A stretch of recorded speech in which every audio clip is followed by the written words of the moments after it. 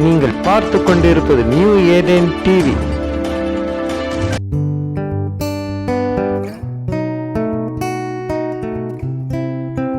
எனக்கு அன்பான சகோதர சகோதரிகளே, ஆண்டவராகிய இயேசு கிறிஸ்து நாமத்தில் உங்கள் அனைவரும் வாழ்த்தி வரவேற்கிறேன்.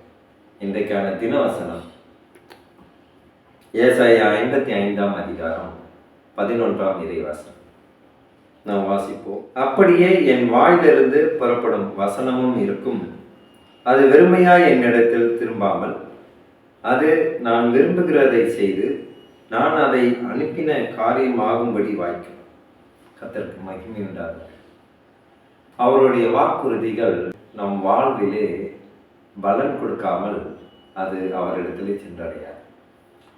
இதையெல்லாம் நாம் வைத்து பார்க்கும் பொழுது ஆண்டவர் நம்ம வாழ்வை குறித்த வாக்குறுதிகளை கண்டிப்பாக நிறைவேற்றுவார் என்று இதிலிருந்து தெரிகிறது. ஏனென்றால் அவருடைய ஒவ்வொரு வார்த்தைகளும் ஜீவன் உள்ளதாக இருக்கிறது. அப்படிப்பட்ட அந்த ஜீவனுள்ள வார்த்தையானது நம் வாழ்விலே பலன் கொடுக்காமல் அவரிடத்திலே சென்றடையாது என்று வசனம் சொல்கிறது. எப்பேற்பட்ட ஒரு வல்லமையான வார்த்தைகள்! இந்த காலை பொழுதிலே நாம் நம்பிக்கைக்குரிய வார்த்தை என்றால் அது கடவுளுடைய வார்த்தையை தவிர வேறு மனிதர்களோட வார்த்தையிலே நமக்கு திருப்தியை அடைய முடியாது. மனிதர்களை பாராட்டுதலாலே நமக்கு எந்த ஒரு வெற்றியும் கிடைக்காது. எனக்கு பிரியமானவர்களே, மனிதர்களுடைய வாக்குறுதிகளோ அழியக்கூடியது, ஆனால் ஆண்டவருடைய வாக்குறுதிகளோ நித்திய காலம் வரைக்கும் அது நிலைத்திருக்கும். அந்த வாக்குறுதிகள் நம் வாழ்விலே பதில் வந்தே தீரும். ஆகவே ஆண்டவர் நம்மளை குறித்த வாக்குறுதிகளை நிச்சயமாக நிறைவேற்றுவார் என்று நாம் நம்பலாம். என் அன்பான சகோதர சகோதரிகளே, இந்த தினவசனத்தை குறித்து 3 கேள்விகள் கேட்கப்பட்டிருக்கிறது. அது என்னவென்று நாம் சிந்திப்போம்.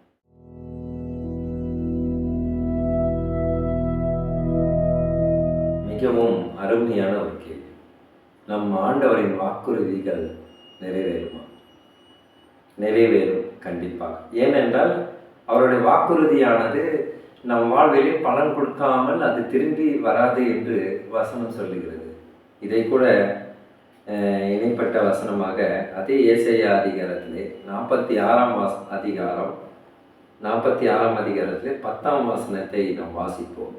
அந்தத்திலுள்ளவைகளை ஆதி முதற் கொண்டும் இன்னும் செய்யப்படாதவைகளை பூர்வ காலம் முதற்கொண்டும் அறிவிக்கிறேன். என் ஆலோசனை நிலைத்திருக்கும், எனக்கு சித்தமானவைகளை எல்லாம் செய்வேன் என்று சொல்லி. கர்த்தருக்கு மகிமை என்பதாக அவரே வாக்குறுதியை தெள்ள தெளிவாக ஏதோ ஒரு பக்கத்தில் ஒரு 3வது மனிதர், ஒரு சக மனிதர் நம்ம கிட்ட பேசுவது போல உண்டு. இந்த வசனம் என்னை ரொம்பவுமாக ஈர்த்தது. என்னோட பக்கத்திலேயே இருந்து அவர் சொல்கிற பதில் மாதிரி இருக்கும். இதை நீங்கள் கூட வாசிக்கும் பொழுது ஆண்டவர் உங்களோடு இடைப்பட்டு பேசுவார். அதற்காக நான் மகிழ்ச்சி அடைகிறேன். எனக்கு பிரியமானவர்களே, அடுத்த கேள்வி என்ன என்று பார்ப்போம்.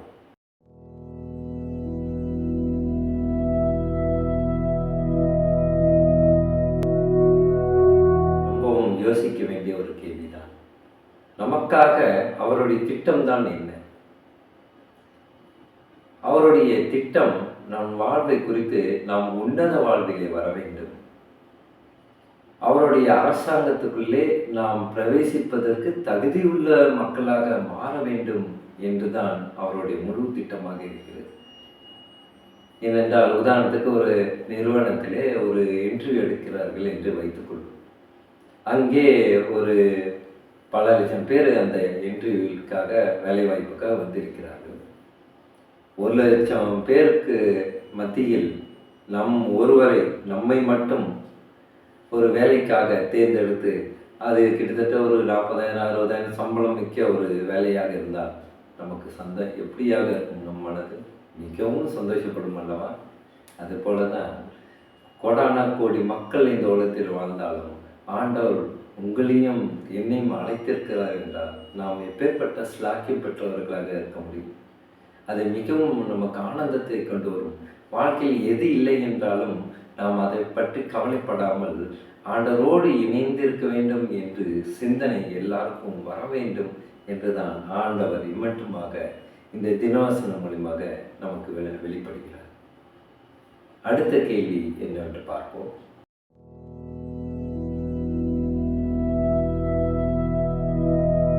ஒரு கேள்வியும் நம் மனதில் ஆழமாக பதியக்கூடிய ஒரு கேள்வியாக இருக்கிறது. அவருடைய ஆலோசனைகளை நம் வாழ்வில் எப்படி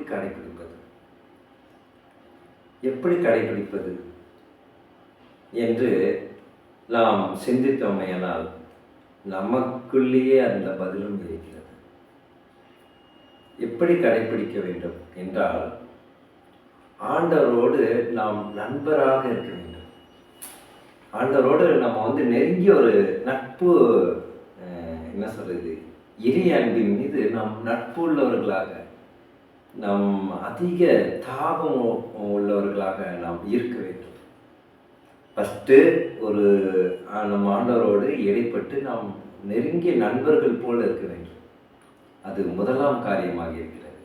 இரண்டாவது காரியம் என்னவென்று பார்த்தால், நாம் அவர் இந்த விட்டு சென்ற இந்த பொக்கிஷத்தை, இந்த பரிசுத்த வேதாகமத்தை தொடர்ந்து வாசித்து அவருடைய வல்லமைகளையும் மாண்புகளையும் மகிமைகளையும் நாம் தெரிந்து கொள்ள வேண்டும் என்று அவர் எதிர்பார்க்கிறார்.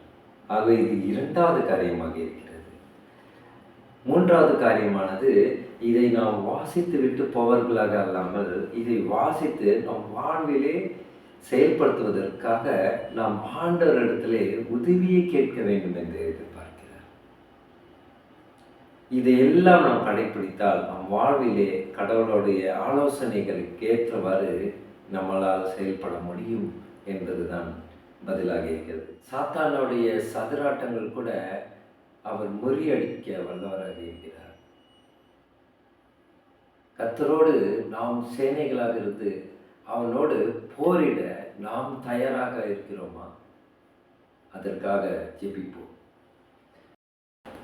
ஸ்தோத்திரம் கர்த்தாவே, துதிக்கிறோம் எங்கள் அன்பனேசரே. அப்பா, இந்த வசனத்து மூலியமாக நீர் எங்களுக்கு வெளிப்படுகிற தயவுக்காக நன்றி செலுத்துகிறேன் தகப்பனே.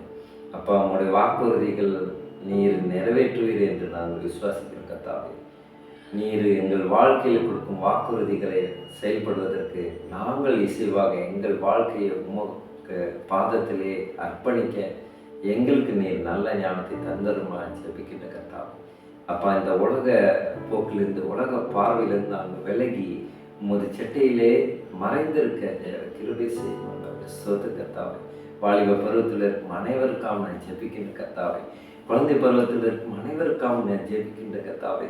உம்முடைய திட்டம் அவர்களோட வாழ்விலே நிறைவேறுவதற்கு, அவர்கள் உமக்கு இசைவாக உமக்கு பிடித்தமான வாழ்வை வாழ்வதற்கு தேவ கிருபை செய்ய மாட்டாரே.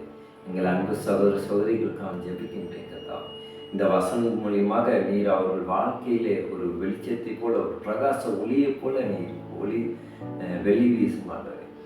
அவர்கள் வாழ்க்கையில நீர் ஒரு வெளிச்சத்தை உண்டு பண்ண மாட்டாரு. ஸ்தோத்திரம் கர்த்தாவே, துதிக்கிறப்பா.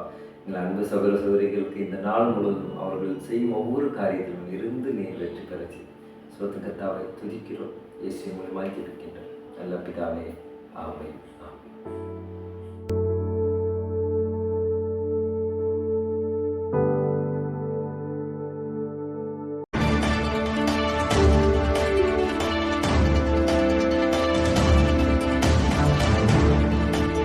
நீங்கள் பார்த்து கொண்டிருப்பது நியூ ஏதேன் டிவி.